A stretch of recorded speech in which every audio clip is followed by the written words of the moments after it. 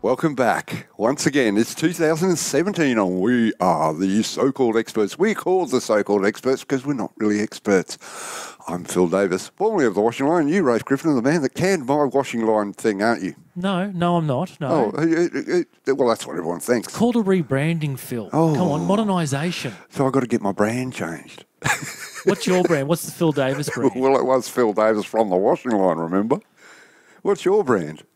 I'm not never sure, really. No, well... I've got too many strands to my brands. It's the Rear Admiral, that's what we've been calling you. And you fully deserve it, being one of the admirals of the fleet up here on the hill. We're in the sumptuous surrounds of the former printer room. We used to do the podcast in here with me and Blanchy, you know. Do you like what I've done with the place? Oh, it's beautiful. Isn't it just? It is. I really like the Besser bricks. The server really, the server box and... whatever else is here, all the wires really add to the ambience of this office. Yeah, indeed. Look, this actually takes me back. I was some good heaps of fantastic people came through here, apart from me. I was trying to remember what the first guest we had in here. I think it was Ryan Stenhouse. Who has transferred clubs in the off-season. He has indeed. We'll get to that soon, won't we? But we should briefly talk. Well, look, we'll just let everyone know we'll be back every week, hopefully. Well, providing you turn up and your car doesn't break down on the highway anymore. God. Or my motorbike, which I don't have anymore. It's permanently broken. But look, we'll be here every week talking about football. And for all three of you who listen, thank you. Look forward to all your sad stories through the week. Look, the year is looking up, Rafe. That's good. How's it been for you? Before we get onto it, how's it been for you? You've been working your sorry little frame off in the service of the community. Was there an off season? I had a mad off-season. Really? Yes. I don't know what the concept is anymore. Oh, look, I could just go through all the veggies I grew and mowing the lawn. Yeah, but no, so you didn't have an off-season? No. As soon as the previous season finished, we were pretty much into planning for this season. And, we've actually... down the junior ranks, done some pretty exciting things where the draws were actually released in November. Oh, I know, I saw that. It's just shifting things around as clubs pull out and put new teams in. So it seems to be working pretty well at the moment. Suck up. That's a good thing because it's always been a problem in the past. You get people, the draw's not out yet. But at least people can plan, which weekends we're on and which weekends are off. So And the season's, it's kicking off a little bit early this year, isn't it? Well, it's around about the same time, 18th of February. Oh, okay. Well, the NPL didn't start for another month. No, it starts next week. Oh, that's not what I heard.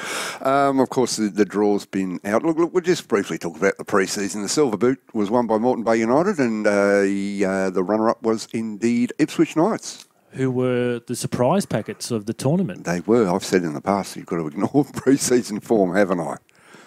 Yes. To an extent. Well, we had the season launch last night, and that was pretty much the indicator that we went through the coaches that it's more about the performances rather than the results. But no doubt we'll come to it later. But it's hard not to overlook that sort of performance from Ipswich Knights, who beat Gold Coast City, beat Lions in a credible performance against Moreton Bay. All three of those top calibre sides. Yeah. Well, look, on the other side of the coin, Lions didn't make the final, but I don't think that means anything.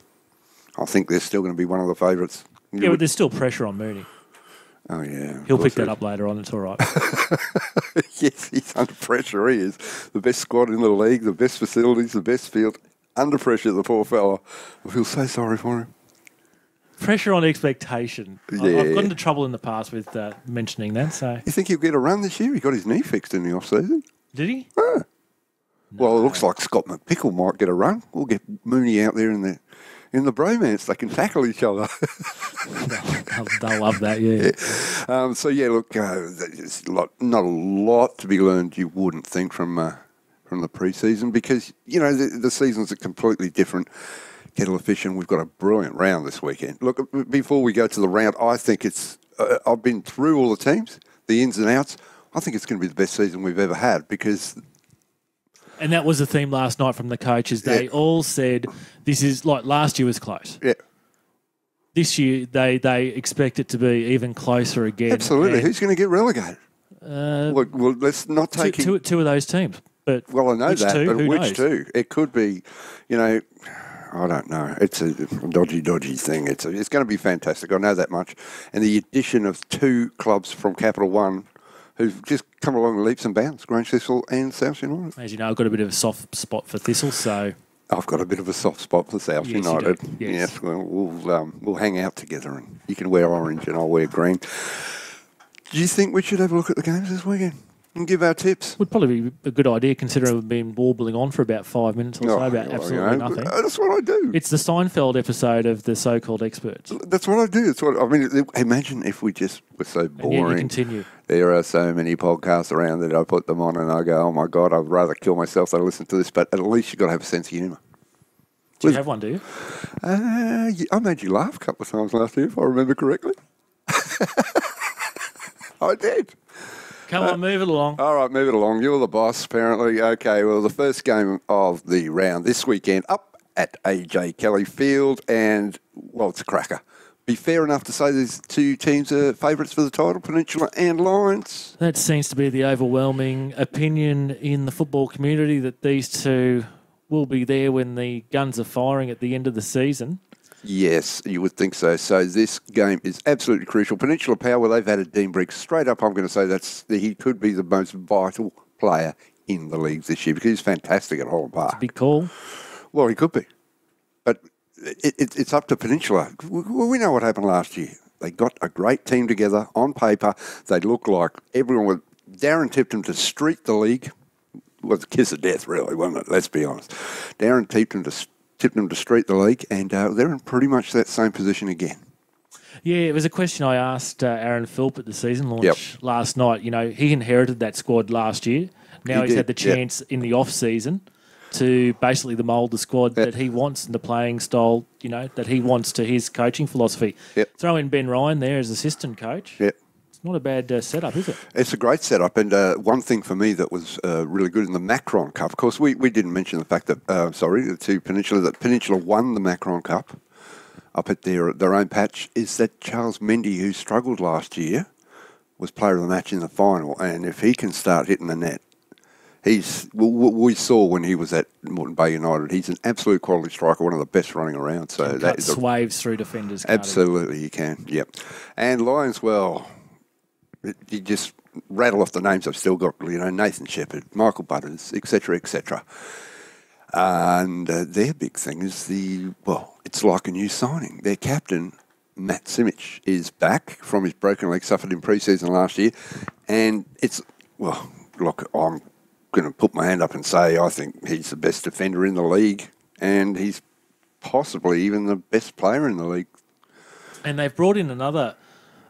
likely lad in this year who's been really impressive through the silver boot, Chris Raitt. He's a solid bloke.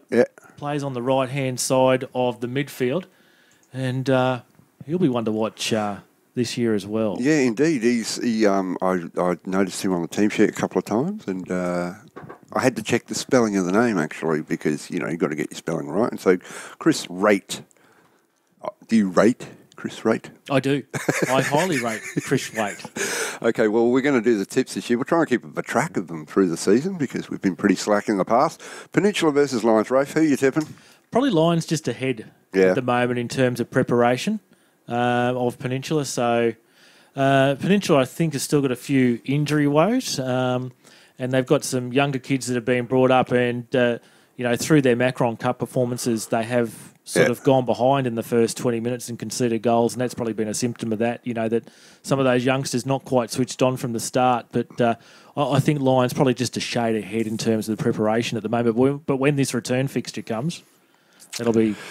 Well, this will obviously be a beauty on Saturday night. I'm expecting even better the second time they play as well. Well, I think this game could...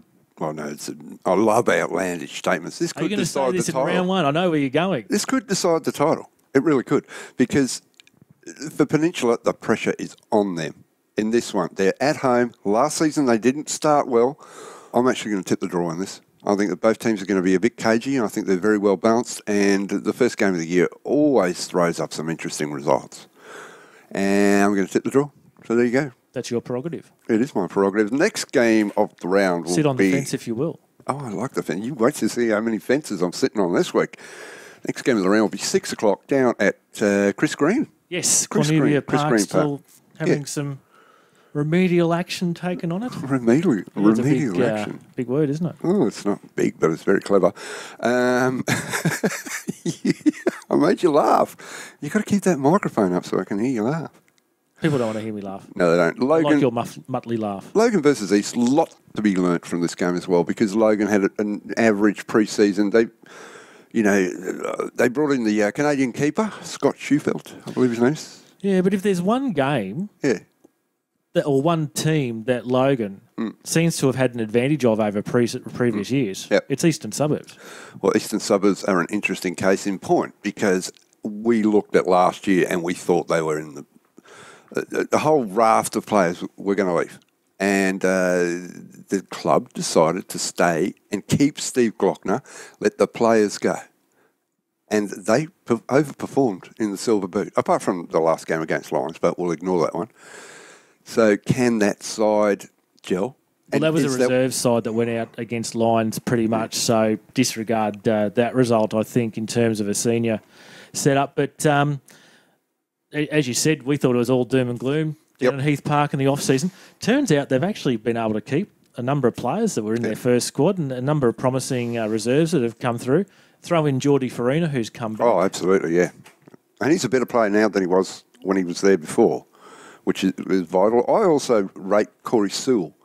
He's a big, tall, curly-haired centre-back, young fella, deputised for Michael Ryan when he was injured. I think he'll have a big impact. But this is an interesting game as well. You want me to go on the tip with this one? I really don't know, but I suspect I'm going to tip another draw.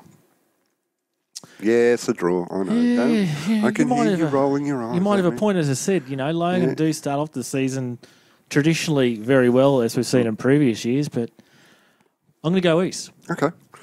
You're going 2 away wins. That's very, very game of you. Do you know in the Westfield FFA Cup, 13 of the 19 away teams won?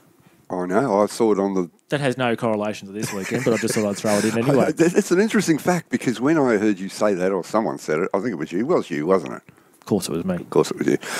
So-called expert extraordinaire. I thought, well, I think a draw had a lot to play in that, a big part in that, because the better teams were away, and it was quite a lopsided draw all the way through, I thought. We'll come to that later on, won't we? I'm not sure. I was going to go to Tuong Logan Metro, and I thought, well, that's going to be a hiding. It turned out to be the game of the round. You ended up going to the hiding game. Anyway. Yes, I'll talk about that later. Ipswich Knights versus Albany Creek. Ipswich Knights playing on Saturday. They usually play on a Sunday. They're playing at 6 o'clock or 6 o'clock on Saturday, 7 o'clock on Saturday. I'll try that again against Albany Creek, 2 teams that I am tipping to definitely improve this year. Ipswich have brought in Brody Kenyon, and he always makes an impact. Declan Murphy, also from Lions, the goalkeeper. They have Peter Drager returning. He was injured last year, I think. Yeah, work commitments as well, I think. Yeah. And, of course, Taiga Ishikura went to Moreton Bay United. Now he's back.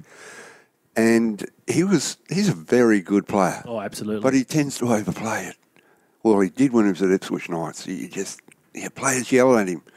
Excuse me, sir, could you please pass the ball a little earlier? Really? I think you're paraphrasing there, but I am. If there's one coach that's going to be able to rein that in, surely it's Graham Ross. And absolutely. I think we could already see the influence that he has already had on the club. Yep. He brings a discipline to a club. He's been at clubs before that have sort of been on a downward trajectory, goes in, fixes them, and I think part of his mantra this year is to turn Eric Evans Oval into a bit of a fortress for away teams, and for something that teams in the past used to fear going to Ipswich, particularly on a Sunday afternoon. This is a Saturday night game, but still that fear there. And I think Rossi is hell-bent intent on making sure that sort of mentality happens again. Yeah, if he can impart his mentality onto the side, it looks like he's already started doing that, but... Rossi is just, he's a lovely guy, but he gets that death stare on, and it makes a difference, And Taiga Ishikura will definitely be letting the ball go earlier, I would say. Speaking of passionate coaches, Purianabi on the other bench. Purianabi, yes. And Royce Brownlee comes in. Riley Campbell is a big loss, but Royce Brownlee, I think they're going to have to change their structure somewhat to accommodate Royce up front. He's no spring chicken. You can guarantee he's going to score goals, can't you? But what about the partnership between he and Chomarop, who you saw late last year and impressed you? Oh, absolutely. Well, the thing with Brownlee is not only does he score goals, not only does he win the ball in the air, but his first touch.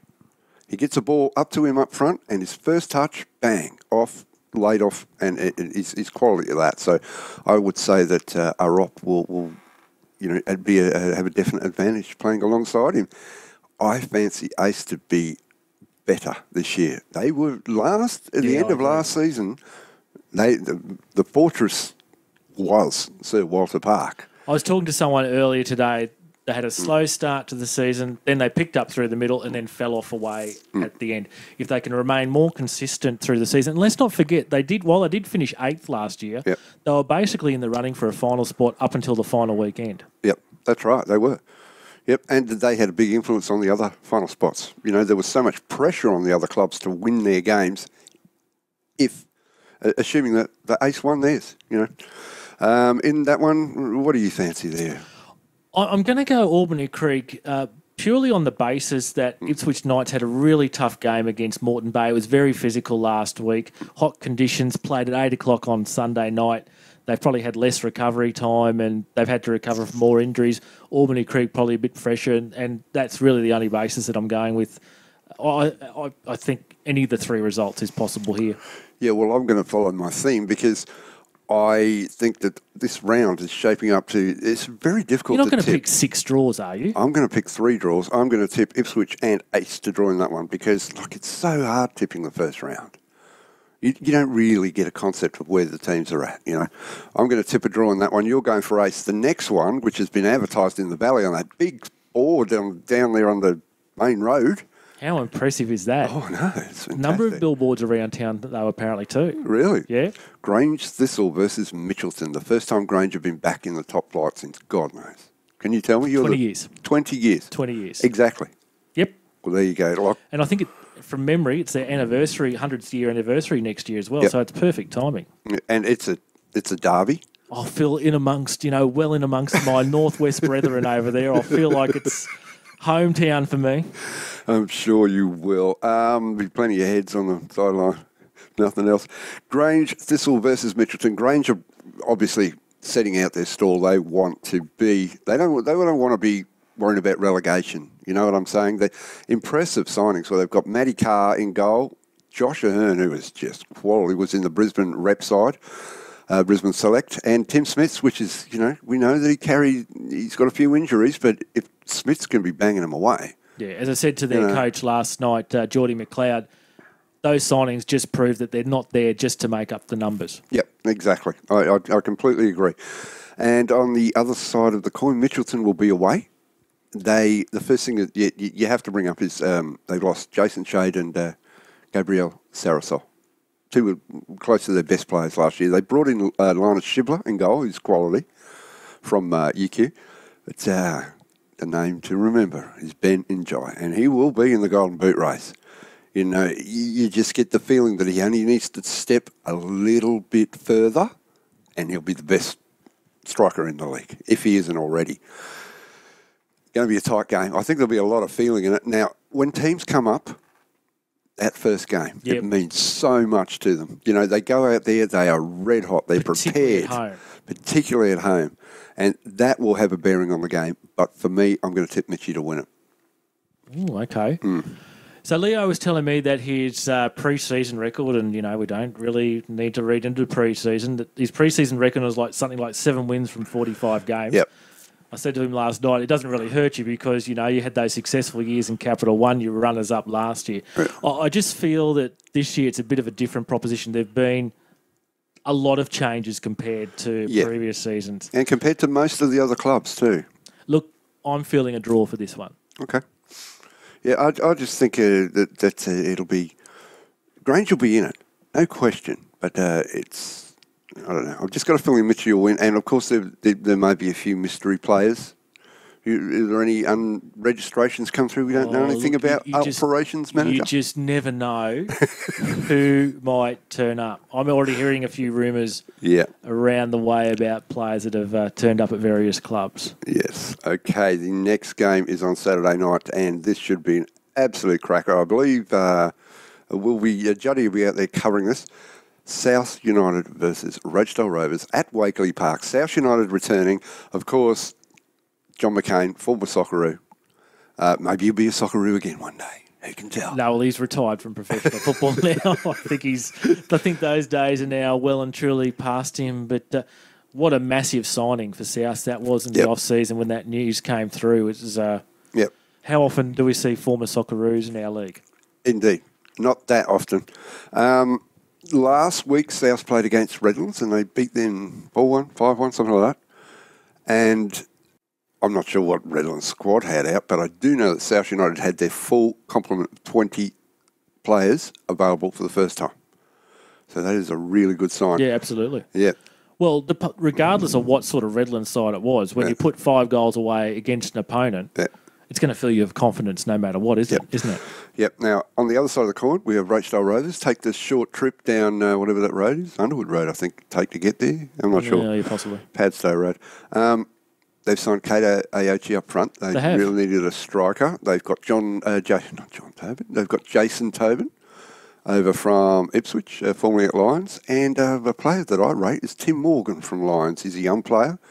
He's into the lineup. Now, you look, for me, the pressure's on Rochedale because they need those early season points. They just missed the 4 last year. They wouldn't want to do it again. In times past, before the growth of Logan, South and Rochedale detested each other. They were the mortal enemies of the Logan region. And so this is going to be a hell of a battle. The last time Roche played South, I think they beat them 11-0. Yeah, that actually does ring a bell, actually. Yeah, Terry Hughes was in that game, but this is going to be a belter. This could go either way. I think there's going to be a lot of passion in this game, and I'm going to tip a draw. How many draws? Don't roll your eyes at me. Well, that's Rochedale for me. See, I'm prepared to, okay. Fair enough. Head on the chopping block. When they all come up, and I put $1 on a multi. Splinters Phil. Okay, the final game of the round is on Sunday, 4:15, up at the hill at Holland Park. Whites Hill Reserve. Holland Park lost a couple of players, of course, and they lost Ben Ryan. He was the coach, but Anth Smith, which has got a lot of diphthongs in it. Brother of Dan Smith will be coaching, and it's worth noting they've kept some quality players. Marek Medell, it's been confirmed. Yes. You confused me entirely with that. Yeah, it was completely unintentional. Dan Smith, Jake Callis. It's still a good side. Yeah, there's still a few, first-team players there from last year, but there's players that have come in from other clubs as well as some reserves coming in. So, look, and Anth Smith said at the season launch that he is still finding his way in Brisbane football and, the landscape and everything like that. So I think it's going to take him and his side a few weeks to try and get adjusted to the league. Yeah. Obviously, Capalaba, their opponents, the massive loss of Ahmad Azawi. Oh, my God, yes. But Alex Warrilow back at John Fredericks. Well, Jeff Herford brought that team together. We know how good Azawi was last year. He was a standout player, but Herford brought that team together as a unit. They weren't as successful as they were because simply of Azawi. He's got that unit. It's going to take a lot of good coaching. I think there's a lot of pressure on Herf to get this happening for them. But I know people tipping them to finish last. And I don't think that will happen. Well, I know, but I'm saying that is a big indication of the strength of the league and where we're at. Yeah. This is probably a good draw for both clubs. I think that they're both going to they'll find their feet a little bit in this round. As we said, I am going to tip Holland Park to win it, though. Yeah, I think you make a fair point. Oh, really? Medell up front. Well, that'll make a difference. Yeah. But I'm going the Splinters this time. I'll go a draw. Oh, Rafe, look at you. Okay, so there you go. We're that's the roundup for the weekend. And if you miss any, you've got to get out to a game. And if you can't, but 3 of those games being broadcast on FBTV this week. Yes. We expand our coverage in 2017. Indeed, we do. We've got Peninsula versus Lions. We have Grange Thistle versus Mitchelton, and then Holland Park versus Capalaba. Yes. And we've got a couple of Capital 2 games and a Capital 3 game throughout the weekend as well. And you are going to Capital 1. I'm heading out to see the Battle of the Blues, Acacia Ridge versus I like that one. Taringa Rovers. Yeah. And this first Acacia Ridge promoted back to Capital 1. 3 successive promotions. 3 successive in a row, and this will be their biggest test so far, apart from Cups. But this will be their biggest test so far. Previously it was, of course, Southside Eagles. They lost to them in the Cup last year. But it's going to be interesting to see, and that pitch is notoriously lumpy. I'd like to bet it's still got at least a few lumps in it. Oh, I bet it does. Yes, and I'll be out at that one. I'll be casting an eye over that, and I'm really looking forward to that, actually. Speaking of Cups, of course, the round 2 of the Westfield FFA Cup was played over last weekend. You were at Virginia's massacre. There's no other way to describe it. A Western Spirit. No other way. I looked at the games and I thought, I've got to go to one that I think will... And, of course, Western Spirit sent a youth squad to the game, and then their goalkeeper picked up a hand injury, and they'd already used their one substitute they had available, and so they played with 10 for most of the second half, and then they lost another player with 5 minutes to go. But it was never in doubt. Wasn't the first goal scored in the second minute or something like that? So the second or the third, yeah. But look, what can you take out of that game? Nothing, surely. Well, you can. If you're Richard Hudson, you can take out of that game that, obviously they were winning the ball and they very rarely lost possession, but their passing accuracy was great. They were playing a lot of one-touch football, and it was, they were pinging it around between each other. They weren't under that much pressure. But Brad Harbeck is the new captain playing in the midfield. He was my player of the match, and he's going to be vital for them this year. I think that they will be challenging for the Capital 2 the semi-finals come season end based on that. Western Spirit, obviously the result is not worth anything, but all those young players who played in that game will have learnt something. They would have learnt what kind of speed they have to be up to. And even though it was 13-0, they still gave everything. They were unfortunate. It was like crazy capers in the defence a few times, but even though they didn't really threaten to score, they never gave up. And that's all you can really want, and that's good for Western Spirit for their future. I went and caught North Brisbane and Redcliffe PCYC at Prentice Park. Yes. North Brisbane playing under the lights for the first time. Yes. And for a suburban park that can potentially have a lot of pedestrian traffic through it, with no fence around it, the field at Prentice Park was in amazing condition. Really? And North Brisbane took it all the way to Redcliffe PCYC, Cap 4 versus Cap 3. Yeah. 2-2 at full time. Mm-hmm. I saved a potential disaster because the referees were going to go straight to a penalty shootout rather than go to extra time. So the amount of times I've saved this organisation. Oh, my God, look at you. You're just like a god. North Brisbane probably would have preferred it going straight to the penalty shootout because they were just knackered in the extra half hour, and Redcliffe PCYC won out in the end through their fitness 4-2. But great night, Prentice Park, and small but vocal crowd there. So it was a good night. Anything else that stood out from you from the round? Oh, look. Springfield 4-1 winners over Jim Boomba. That was the one standout for me.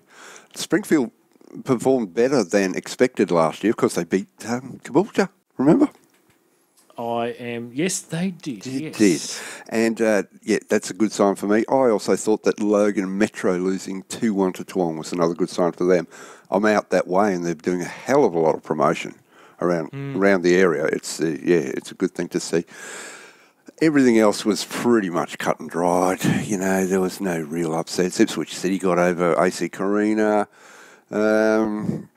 Yeah, it was pretty... Oh, no, the other one for me was Tarragindi beating Oxley. Yeah, 5-4. Yep, that was a good result. But you can't take a lot out of that at this point of the season, but I'm sure the next round will be even more important, which you did the draw last night. I watched it on Facebook No, Live. I'm not taking any responsibility for the draw last night because I didn't pick the balls out of the hat. Tim from NAB. There's a little bit of a disappointed Football Brisbane vice president at the moment, Glenn Brown, because have drawn Wolves at Wolves. I'm trying to remember. It's been so long. He did threaten me that should they come up with an unfavourable draw, but I had nothing to do with it, so I'm taking away all responsibility. Just the one all-flight centre Premier League draw. Yep.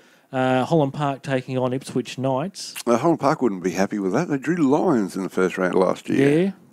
So, that's the all-flight centre Premier League. Other games of note, New Farm will draw Peninsula to New Farm. Potentially, yeah. Yep.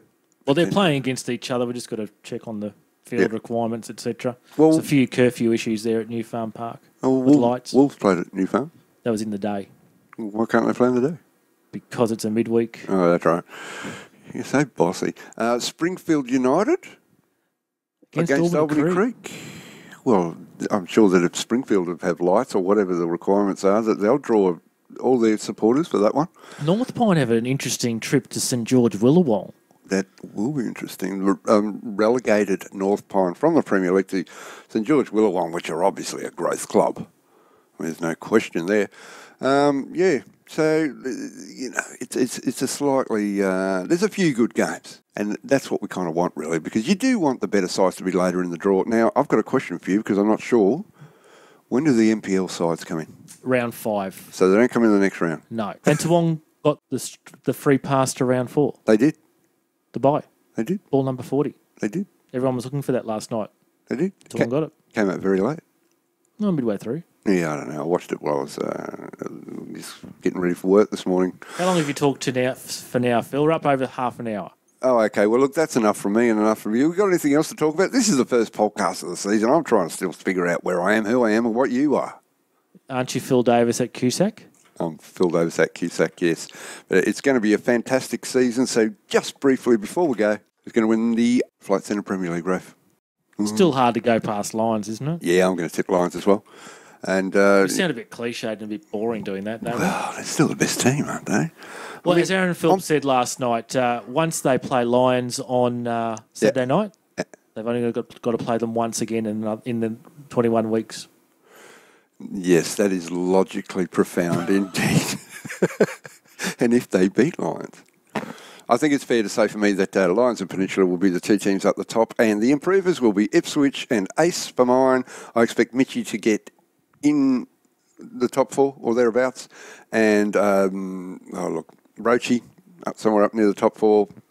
I'm not sure. We'll see how it all pans out. I can guarantee one thing: we'll know more after this weekend.